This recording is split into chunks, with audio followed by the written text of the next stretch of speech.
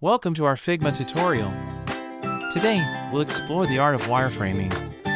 Let's turn ideas into structured designs. Open Figma and create a new frame. Choose a device type to start your project.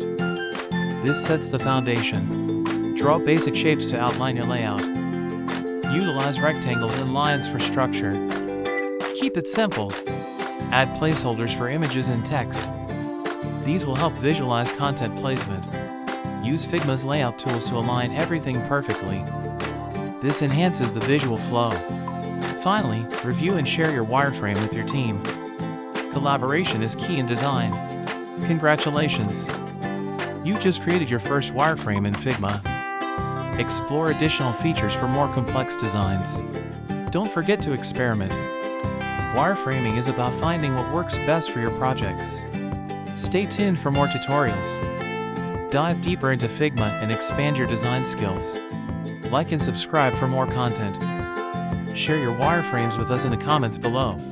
Thanks for watching. Happy wireframing, and see you next time.